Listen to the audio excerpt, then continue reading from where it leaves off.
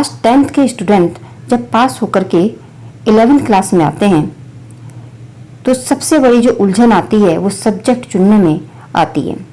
हर student के मन में ये आता है कि वो कौन सा सब्जेक्ट ले, क्योंकि जो 11th क्लास है, 11th क्लास में जो आप सब्जेक्ट चुन लेते हो ये सब्जेक्ट आपकी कैरियर के नींव रखते हैं। आपका कैरियर इन लिए गए सब्जेक्ट पर आधारित हो जाता है। तो आज इस वीडियो में हम इसी बात को समझेंगे कि 11th क्लास में कौन से विषय लेने चाहिए। अगर आप 10th पास करके 11th में पहुंच रहे हैं तो ये वीडियो आपके लिए बहुत अधिक महत्वपूर्ण होने वाली है।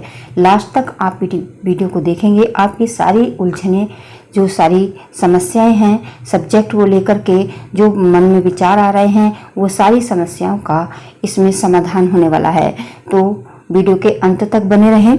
मैं हूं आपकी सुनीता मैम, जिससे आप हिंदी पढ़ते हो और हिंदी के साथ साथ हमारे चैनल पर जरूरी सूचनाएं, सामान्य ज्ञान की जानकारी भी मिलती रहती हैं। तो अगर चैनल पर आप नए हैं तो इस चैनल को सब्सक्राइब करें, साथ में जो बेल है, घंटी है, उसको प्रेस करें ताकि अगली वीडियो का नोटिफिकेशन सबसे पहले आपके पास पहुंच जाए और आप कोई भी इससे वंचित न रह पाए।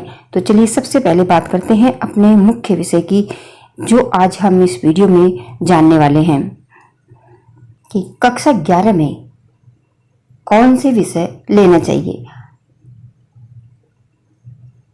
जैसे ही आप कक्षा 10th पास करते हो तो आपके पास 3 रास्ते मिलते हैं,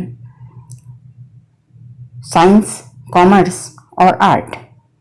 इन 3 रास्तों में से, इन 3 स्ट्रीम में से आपको एक स्ट्रीम चुन लेनी है, यानी कि आपको इन 3 रास्तों में से एक रास्ता पकड़ना है।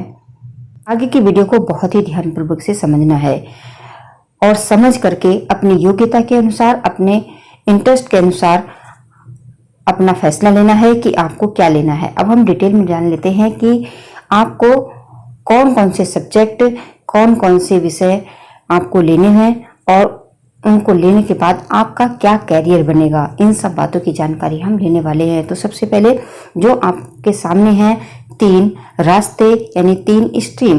पहला है साइंस, दूसरा कॉमर्स, तीसरा आर्ट। इनमें से आपको एक लेना है। आपके सामने ये 3 स्ट्रीम रखी हुई हैं। स्ट्रीम में से आपको एक चुनना है, या साइंस, कॉमर्स या आर्ट। उससे पहले आपको देखना है कि आपका किस चीज में है इंटरेस्ट, आपको क्या करना अच्छा लगता है, उसके अनुसार अपनी स्ट्रीम को चुनें। जैसे आपको अगर इंजीनियर बनना है, आपको डॉक्टर बनना है या आपको टीचर बनना है तो आप चुन सकते हैं साइंस को। आपको बिजनेस करना अच्छा लगता है, बैंक में जाना अच्छा लगता है तो आप चुन सकते हैं कॉमर्स को। आपको टीचर बनना अच्छा लगता है या सिविल सर्विस में जाना अच्छा लगता है, आईपीएस अधिकारी बनना है, आईएएस पीसीएस अधिकारी बनना है तो आप चुन सकते हैं आर्ट को। यहाँ पर एक बात और ध्यान देने की है कि जो बैंक में जाना चाहते हैं तो वो जरूरी नहीं कि वो कॉमर्स ही लेंगे, कॉमर्स के बिना भी बैंक में जाया जा सकता है।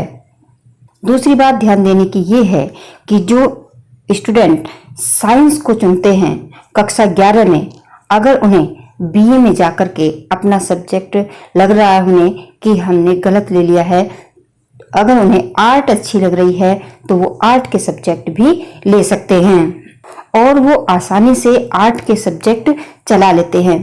लेकिन जो बच्चे 11th क्लास में आर्ट को चुनेंगे और इंटर के बाद अगर उनके मन में आ रहा है कि मैंने आर्ट के सब्जेक्ट गलत ले लिए हैं, मेरा मन है इंजीनियर बनने का, डॉक्टर बनने का, तो मैं बदल लूं, तो उनको लिए बहुत ही मुश्किल होगी।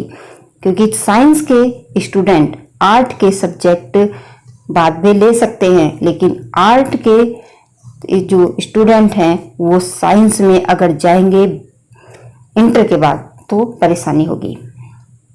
क्योंकि कक्षा अगर 11th में आपने आर्ट के सब्जेक्ट लिए हैं और इंटर के बाद अगर आप चाहते हैं कि आप इंजीनियर, डॉक्टर बनना चाहते हैं और आप साइंस ग्रुप में जाना चाहते हैं तो आप नहीं जा सकते हैं।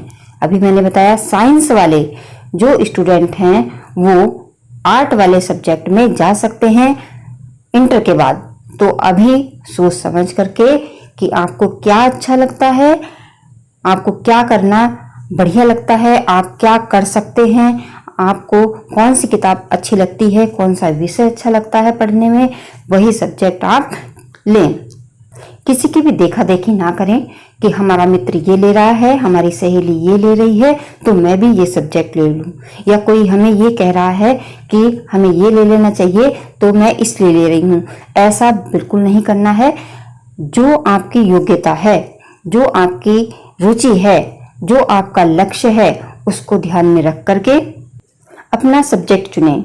सब्जेक्ट लेने से पहले अपनी एबिलिटी, अपना इंटरेस्ट यानी अपनी योग्यता, अपनी रुचि को जांच लें, परख लें और सही निर्णय लें।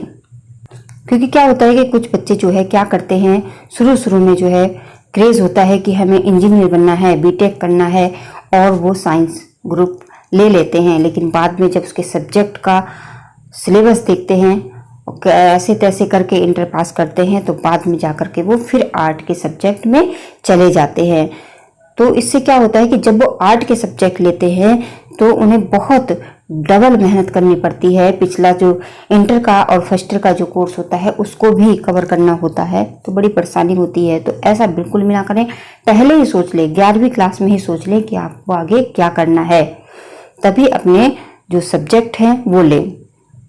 बहुत से ऐसे विद्यार्थी भी देखे हैं कि उन्होंने बीटेक कर लिया, बीटेक करने के बाद क्या करते हैं कि अब क्या कर रहे हैं, अब वो बीएड कर रहे हैं। तो ये सही नहीं है। अगर आपको बीएड करना है तो पहले ही आर्ट वाले सब्जेक्ट लें और आराम से अपना बीएड की तैयारी करें और बीएड में अच्छी तैयारी करके एक अच्छे टीचर के लिए तैयार हो जाए। अब ये भी जान लेते हैं कि अगर आप साइंस को चुनते हैं, साइंस स्ट्रीम लेते हैं तो आपको कौन कौन से सब्जेक्ट पढ़ने पड़ेंगे। साइंस में भी 2 ग्रुप हैं, पहला है पीसीएम और दूसरा है पीसीबी। पीसीएम ग्रुप वो बच्चे लेते हैं जिन्हें आगे चलकर इंजीनियर बनना है, बीटेक करना है, और पीसीबी वो लेते हैं जिन्हें डॉक्टर बनना है। तो पीसीएम में आएगा फिजिक्स, केमिस्ट्री, मैथ, और पीसीबी में भी 2 सब्जेक्ट वही रहते हैं, फिजिक्स, केमिस्ट्री, और मैथ की जगह आ जाती है बायो। अगर आपको डॉक्टर बनना है तो आप पीसीएम ग्रुप को लें, अगर आपको इंजीनियर बनना है तो पीसीएम ग्रुप लें। एक बात और ध्यान रखने की है कि चाहे आप साइंस लें, कॉमर्स लें या आर्ट लें, सरकारी नौकरी सभी में मिल जाती है। और अगर आपको टीचर बनना है तो टीचर बनने के लिए साइंस, कॉमर्स, आर्ट इनमें से एक नहीं चुनना है, तीनों में ही अगर आप कोई भी स्ट्रीम चुनते हैं तो टीचर आप बन जाएंगे। अगर आप साइंस लेते हैं तो आपको लेने होंगे 5 सब्जेक्ट। अभी हमने 3 बताए। पीसीएम ग्रुप तो आपको लेना ही है, दूसरा एक अंग्रेजी और हिंदी, ये सब्जेक्ट आपके पास हो सकते हैं, होंगे, और एक होता है ऑप्शनल, इसमें आप लेंगे कंप्यूटर या फिजिकल एजुकेशन। जो हिंदी मीडियम स्कूल हैं जहां पर बच्चे साइंस लेते हैं तो वहां पर पीसीएम के साथ हिंदी वो ले सकते हैं। जहां पर ये हिंदी नहीं पढ़ाई जाती है तो वहां पर इंग्लिश होती है, जैसे कि इंग्लिश मीडियम स्कूल होते हैं वहां पर पीसीएम ग्रुप जब लेते हैं तो वहां पर हिंदी ना लेकर के बच्चे अंग्रेजी को ही चुनते हैं। लेकिन हिंदी मीडियम स्कूलों में आपको हिंदी भी मिल जाती है, पर आप जो हिंदी लेंगे वो सामान्य हिंदी होगी, और जो आर्ट वाले बच्चे जो हिंदी लेते हैं वो साहित्यिक हिंदी होती है। ये बच्चों को पता ही नहीं होता कि उनकी हिंदी कौन सी है। तो ध्यान से सुन लो, जो आर्ट लेंगे उनकी हिंदी साहित्यिक हिंदी होगी और जो साइंस लेंगे उनकी हिंदी सामान्य हिंदी होगी। इस तरह से आपके साइंस में जो पीसीएम ग्रुप है इस तरह से सारे सब्जेक्ट ये बनेंगे। Physics, chemistry, math, English, Hindi, और इसमें कंप्यूटर और फिजिकल एजुकेशन। कंप्यूटर और फिजिकल एजुकेशन में से आपको एक लेना है। अगर आपके मन में ये आ रहा है कि अगर हमने ये ले लिया तो हम इंजीनियर के साथ और क्या क्या बन सकते हैं, तो जो पीसीएम ग्रुप लेते हैं अफसर बन सकते हैं और बैंक में भी जा सकते हैं। और किसी सब्जेक्ट के अगर आप बहुत अधिक जानकार हैं तो आप उस सब्जेक्ट के टीचर भी बन सकते हैं। और साइंस लेकर के आप और भी कुछ बन सकते हैं, जैसे आप मेडिकल, टेक्निकल इंजीनियर बन सकते हैं, एग्रीकल्चर में अपना करियर बना सकते हैं, मेडिकल इंजीनियर बन सकते हैं, फॉरेंसिक साइंस में जा सकते हैं, बायोटेक्नोलॉजी में जा सकते हैं, अपना करियर बना सकते हैं, एग्रीकल्चर में अपना करियर बना सकते हैं, जूलॉजिस्ट बन सकते हैं, टेक्सटाइल इंजीनियर बन सकते हैं, माइक्रो बायोलॉजी में अपना करियर बना सकते हैं। और अगर आपको डॉक्टर, इंजीनियर जो भी बनना है तो आप साइंस को चुन सकते हैं, क्योंकि साइंस लेकर आपको कई प्रकार की अपॉर्चुनिटी मिल जाती हैं। आप जूलॉजिस्ट बन सकते हैं, मैथमेटिशियन बन सकते हैं। ये सब आपको साइंस लेने पर ये आपके करियर के रास्ते खुलते हैं। एक सब्जेक्ट जो आपको ऑप्शनल में लेना है, जैसे या तो आप कंप्यूटर लेंगे तो आपको इसमें क्या पढ़ना पड़ेगा, इसमें कंप्यूटर की नॉलेज होती है, जैसे इसमें डाटा को कैसे हैंडल करते हैं, सॉफ्टवेयर किस तरह से तैयार करते हैं, इस तरह की नॉलेज आपको कंप्यूटर में मिलेगी। अगर आपको गेम में जाना बहुत अच्छा लगता है या गेम खेलना अच्छा लगता है तो आप कंप्यूटर न लेकर फिजिकल एजुकेशन में जा सकते हैं। मतलब अपना जो ऑप्शनल सब्जेक्ट है वो कंप्यूटर ना लेकर के फिजिकल एजुकेशन ले सकते हैं। अगर आप फिजिकल एजुकेशन ले लेते हैं तो भविष्य में आप स्पोर्ट के कोच बन सकते हैं, योगा में अपना करियर बना सकते हैं। दूसरी स्ट्रीम है आपकी कॉमर्स। कॉमर्स को सी ऑफ करियर ऑप्शन भी कहा जाता है। अभी हम ये भी जानेंगे कि कॉमर्स में हम क्या पढ़ेंगे अगर हम कॉमर्स लेते हैं। तो जो स्टूडेंट कॉमर्स लेंगे, अभी आगे ये भी बताया जाएगा कि अगर उन्होंने कॉमर्स लिया तो कॉमर्स में वो क्या पढ़ेंगे और कॉमर्स लेने के क्या फायदे हैं।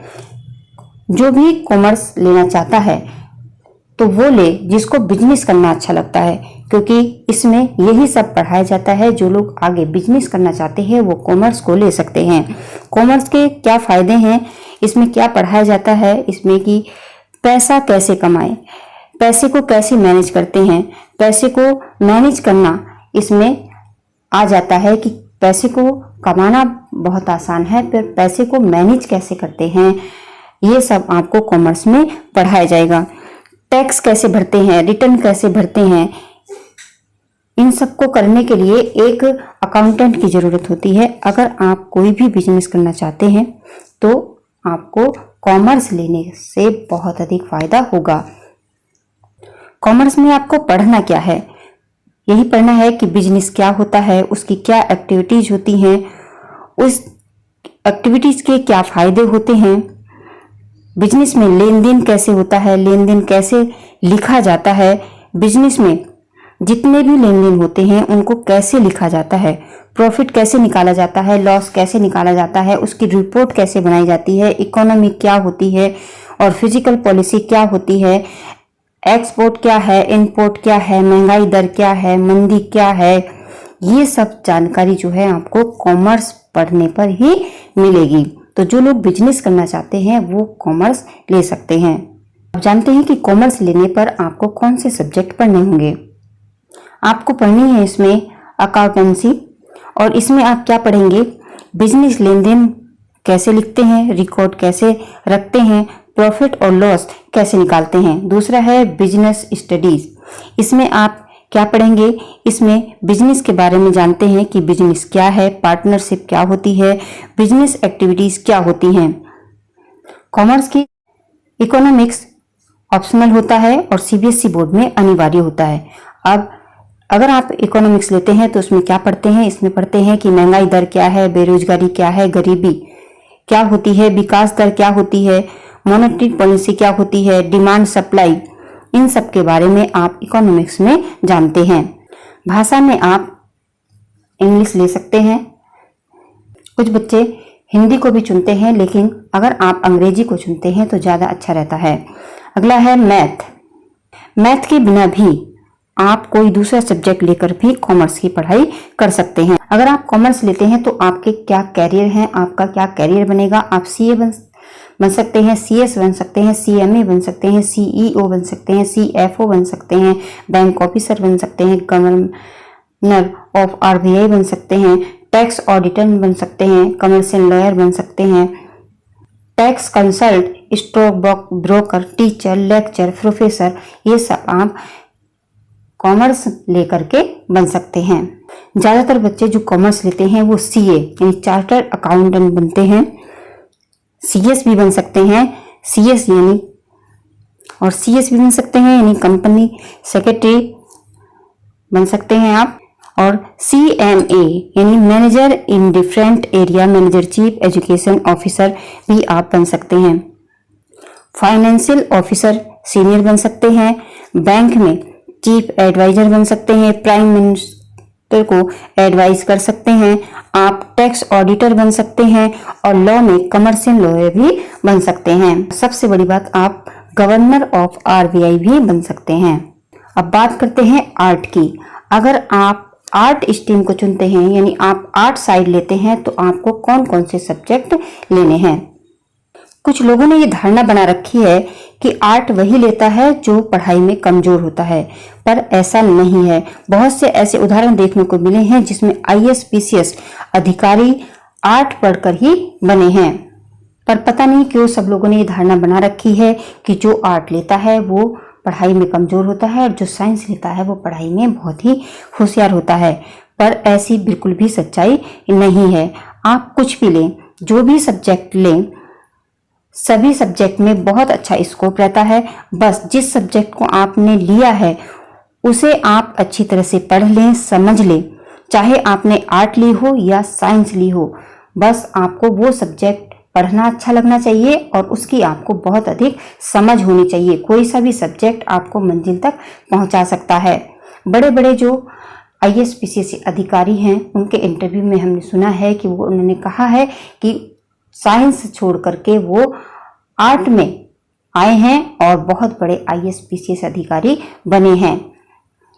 तो सबसे पहले तो ये मन से धारणा निकाल करके कि आप पढ़ाई में कमजोर हैं इसीलिए आर्ट ले रहे हैं, ये छोड़ करके अपने सब्जेक्ट को चुनिए। और आर्ट साइड में अगर आप आना चाहते हैं, उसके सब्जेक्ट में आप इंटरेस्ट रखते हैं तो बहुत ही हर्ष के साथ, खुशी के साथ आप इन सब्जेक्ट को ले सकते हैं।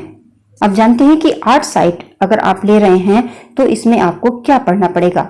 देखिए, इसमें आपको लेने हैं 5 सब्जेक्ट। जैसे कि हाई स्कूल में आपके पास 6 सब्जेक्ट होते हैं, तो जब आप हाई स्कूल पास कर लेते हैं तो आपको लेने होंगे केवल 5 सब्जेक्ट। 5 सब्जेक्ट में आपको हिंदी तो लेनी ही होगी। एक हिंदी आपको अनिवार्य लेनी है और आगे आपकी मर्जी है कि आप अंग्रेजी लेते हैं या गृह विज्ञान लेते हैं, समाजशास्त्र लेते हैं, नागरिकशास्त्र लेते हैं, अर्थशास्त्र लेते हैं, इतिहास लेते हैं या मनोविज्ञान लेते हैं। अगर आपके विद्यालय में शारीरिक शिक्षा है तो वो ले सकते हैं, कंप्यूटर ले सकते हैं, संगीत गायन ले सकते हैं, कला, संस्कृत, उर्दू, पंजाबी या और कोई भाषा जो भी आपके विद्यालय में चलती है वो ले सकते हैं। लेकिन इनमें से आपको केवल 5 ही लेने होंगे और 5 में भी हिंदी अनिवार्य है, तो हिंदी को छोड़ करके आपको 4 सब्जेक्ट चुनने हैं। तो एक तो आपकी हिंदी हो जाती है, दूसरा जो आप ले लेते हैं, जो बच्चे अंग्रेजी ले लेते हैं तो 2 सब्जेक्ट आपके हो गए। अब आपको 3 सब्जेक्ट चुनने हैं। तो जो बच्चे गृह विज्ञान लेना चाहते हैं वो समाजशास्त्र लें, यानी जो होम साइंस लेंगे वो उसके साथ में सोशियोलॉजी लें, और जो नागरिकशास्त्र लेना चाहते हैं वो इतिहास लें या अर्थशास्त्र लें। अगर आपके विद्यालय में इतिहास है तो नागरिकशास्त्र वाले बच्चे इतिहास लें, और अगर नहीं है और अर्थशास्त्र है तो नागरिकशास्त्र के लिए के साथ में अर्थशास्त्र लें। और अगर आपको बहुत अच्छा ज्ञान संगीत का है तो आप संगीत ले सकते हैं। अगर आपकी आर्ट बहुत अच्छी है तो आप कला भी ले सकते हैं, और आपकी संस्कृत बहुत अच्छी है तो संस्कृत भी ले सकते हैं। अब यहाँ पर संस्कृत की जब बात आई है तो एक बात और यहाँ पर क्लियर कर देना बहुत ज़रूरी है। अगर आपको भविष्य में हिंदी का टीचर बनना है तो आपको संस्कृत लेनी चाहिए, क्योंकि बीए में जब आप जाओगे तो आपको डबल हिंदी और संस्कृत लेनी होगी, तभी आप हिंदी का टीचर बन सकते हो। और अन्य जो सब्जेक्ट हैं उसमें ऐसी कोई बाध्यता नहीं है। लेकिन हाँ, अगर आप नागरिकशास्त्र का टीचर बनना चाहते हैं तो उसके साथ में अर्थशास्त्र या इतिहास में से कोई एक सब्जेक्ट जरूर लें। और अगर आप गृह विज्ञान को चुनते हैं तो गृह विज्ञान के साथ समाजशास्त्र लें। और भविष्य में आप अगर अंग्रेजी का टीचर बनना चाहते हैं तो अंग्रेजी जरूर लें। अगर आपके विद्यालय में ज्योग्राफी है, भूगोल है, तो आप भूगोल भी ले सकते हैं। सब्जेक्ट लेने से पहले अपने विद्यालय से जरूर संपर्क कर लें कि आपके विद्यालय में कौन कौन से सब्जेक्ट पढ़ाए जाते हैं। अब जान लेते हैं कि इन सब्जेक्ट में आपको क्या पढ़ना पड़ेगा। हिंदी का आपको पता ही है, जैसे आपने 10th में पढ़ी है हिंदी, इसी तरह से और बड़ी हो जाएगी हिंदी के जो चैप्टर हैं, हिंदी का विस्तार हो जाएगा, थोड़े बड़े बड़े जो है पाठ हो जाएंगे। इस तरह से जो आपकी 10th में जैसे आपको समझ है हिंदी में क्या पढ़ा जाता है वही हिंदी में होगा। अंग्रेजी में भी इसी तरह से आप अंग्रेजी का भी ज्ञान रखते हैं कि अंग्रेजी में क्या पढ़ा जाता है। गृह विज्ञान, गृह विज्ञान में आप पढ़ेंगे घर का विज्ञान, जैसे साफ सफाई क्या है, बजट कैसे बनता है, खाना कैसे बनाया जाता है, घर को व्यवस्थित कैसे रखा जाता है और रोगों का इलाज शुरुआती तौर पर किस तरह से किया जाता है, रोगी का ध्यान कैसे रखा जाता है। इस तरह से बहुत सारी बातें जो घर से संबंधित होती हैं वो इसमें पढ़ाई जाती हैं। जो बालिका होती हैं उनको ये सब्जेक्ट ले लेना चाहिए, क्योंकि ये सब्जेक्ट भविष्य में भी उनके काम आता है। लेकिन ऐसा नहीं है कि ये जो होम साइंस है ये बालिका ही लेती हैं। कहीं कहीं पर जो है जो लड़के होते हैं वो भी इस होम साइंस सब्जेक्ट को लेकर के आगे बढ़ते हैं। जैसे उन्हें आगे बढ़ना है और वो सब्जेक्ट ले लेते हैं, तो इसमें कोई ये नहीं है कि लड़की है तो वही होम साइंस लेगी, लड़के भी इस होम साइंस को ले सकते हैं। समाजशास्त्र में आप समाज की बातें पढ़ते हैं कि समाज क्या है, सोसाइटी के बारे में जानते हैं, सोशल कल्चर के बारे में जानते हैं, कि इसीलिए इसका नाम है समाजशास्त्र। नागरिक शास्त्र में आप कानून के बारे में जानते हैं, संविधान के बारे में जानते हैं, अपने अधिकार के बारे में जानते हैं, कर्तव्य के बारे में जानते हैं, प्रधानमंत्री का चुनाव कैसे होता है, मुख्यमंत्री का चुनाव कैसे होता है और राष्ट्रपति का चुनाव कैसे होता है, चुनाव कमीशन क्या होता है। इस तरह से जो बहुत सारी बातें हैं वो सब आप नागरिक शास्त्र में पढ़ते हैं। और अगर भविष्य में आपको वकील बनना है तो आप नागरिक शास्त्र को ले सकते हैं। अर्थशास्त्र में आप इकोनॉमी से संबंधित जानकारी लेते हैं, मंदी क्या है, महंगाई क्या होती है। इस तरह से जो अर्थव्यवस्था से संबंधित जानकारी है वो आप अर्थशास्त्र में पढ़ते हैं। और इतिहास में आप इतिहास पढ़ते हैं, हिस्ट्री पढ़ते हैं, बाबर के बारे में जानेंगे और अकबर के बारे में जानेंगे। अपने जो देश का पुराना इतिहास है उस सब के बारे में आप जानते हैं। मनोविज्ञान में आप ह्यूमन बिहेवियर के बारे में जानते हैं। शारीरिक शिक्षा में आप योगा के बारे में जानेंगे, व्यायाम के बारे में जानेंगे। इस तरह से आपको पता ही है कि शारीरिक शिक्षा में आप क्या पढ़ेंगे। कंप्यूटर का अभी पहले बता ही दिया है कि कंप्यूटर में आप क्या पढ़ेंगे। संगीत, गायन और वादन जो भी आपके विद्यालय में चलता है, अगर आपको इसमें से कोई पसंद है संगीत में गाना या बजाना तो आप संगीत को ले सकते हैं। कला में आप आर्ट ले सकते हैं और आगे चलकर जो है फाइन आर्ट ले करके इसमें भी आप अपना करियर बना सकते हैं। संस्कृत अगर आपको अच्छी लगती है पढ़नी तो आप संस्कृत ले सकते हैं। अगर आपको उर्दू अच्छी लगती है तो आप उर्दू ले सकते हैं। और इन सब सारे सब्जेक्ट का आप टीचर बन सकते हैं। और अगर आप किसी और देश में हैं और आपकी जो भी भाषा है आप उस भाषा को चुन सकते हैं। और अगर आपका मन है प्रशासनिक सेवा में IAS ऑफिसर बनने का तो ये आर्ट के सब्जेक्ट आपकी बहुत अधिक मदद करते हैं। जो साइंस के स्टूडेंट होते हैं अगर उन्हें भी इस प्रशासनिक सेवा यानी IAS बनने का मन करता है तो वो भी इन आर्ट के सब्जेक्ट को लेकर के ही तैयारी करते हैं। उन्हें अलग से इन सब्जेक्ट को पढ़ना पड़ता है, इतिहास को, भूगोल को, नागरिक शास्त्र को, क्योंकि ज़्यादातर जो क्वेश्चन आते हैं ISPCS में इन्हीं सब्जेक्ट से आते हैं। जीके तो आता ही है, लेकिन इन सब्जेक्ट के बहुत अधिक जो है प्रश्न पूछे जाते हैं। तो जो आर्ट के स्टूडेंट हैं, अगर उनका मन होता है कि वो प्रशासनिक सेवा में आ जाएं, तो उन्हें भी ये सारे सब्जेक्ट पढ़ने पड़ते हैं। तो जो आर्ट के स्टूडेंट हैं, तो उनके लिए हो जाता है बहुत फायदा, क्योंकि उन्हें सब्जेक्ट के तौर पे भी वो पढ़ रहे हैं, और अगर वो जब ISPCS की तैयारी करते हैं तो उनकी बहुत अच्छी से तैयारी हो जाती है। और इसीलिए बहुत सारे जो अधिकारी लोग होते हैं, ISPCS अधिकारी होते हैं, वो आर्ट साइड वाले ज़्यादा होते हैं। और अगर आपको भारतीय पुलिस सेवा में जाना है, IPS अधिकारी बनना है, तब भी आप आर्ट के सब्जेक्ट लेकर के ISPCS में जा सकते हैं। यानी आप IAS भी बन सकते हैं, IPS भी बन सकते हैं और अपने देश की सेवा कर सकते हैं। तो अगर आपको समाज सेवा में जाना अच्छा लगता है, तो आप आर्ट स्ट्रीम को चुन सकते हैं। तो अब आपको समझ में आ गया होगा कि सबसे पहले आप अपने इंटरेस्ट वाले जो सब्जेक्ट हैं वो लें। तीनों ही स्ट्रीम में बहुत अधिक स्कोप है, कोई सा भी आप ले लें, जो भी आपकी इच्छा हो।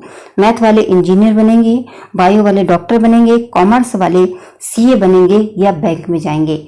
लेकिन यहाँ पर एक बात और क्लियर करने की है कि अपने मन में ये धारणा न रखें कि अगर आपने कॉमर्स नहीं लिया तो आप बैंक में नहीं जा सकते हैं। आर्ट वाले बच्चे भी बैंक में जा सकते हैं। तो अगर आपने वीडियो को अंत तक देखा है, तो अब आपको बिल्कुल भी कंफ्यूजन नहीं होगी कि आपको कौन सी स्ट्रीम चुननी है, कौन सा रास्ता अपनाना है, क्या सब्जेक्ट आपको लेने हैं। मुझे आशा है कि आप इस वीडियो के माध्यम से अपना सही निर्णय लेंगे और जो भी आपकी पसंद है, जो भी सब्जेक्ट आपको पढ़ना अच्छा लगता है, उस सब्जेक्ट को आप लेकर के अपना करियर बनाएंगे। तो आज इस वीडियो में बस इतना ही। वीडियो बहुत बड़ी हो गई है, क्योंकि तीनों ही जो स्ट्रीम थी हमारी, विज्ञान और कॉमर्स और आर्ट, तीनों को समझाना था। तो अगर समझाना है और कुछ बताना है तो वीडियो बड़ी हो ही जाती है, क्योंकि छोटी वीडियो में छोटी बातें ही या कम बातें ही समझाई जाती हैं। और जब हम कुछ समझ रहे हैं, सीख रहे हैं, तो उसके लिए बहुत ज़्यादा ही बताना पड़ता है। तो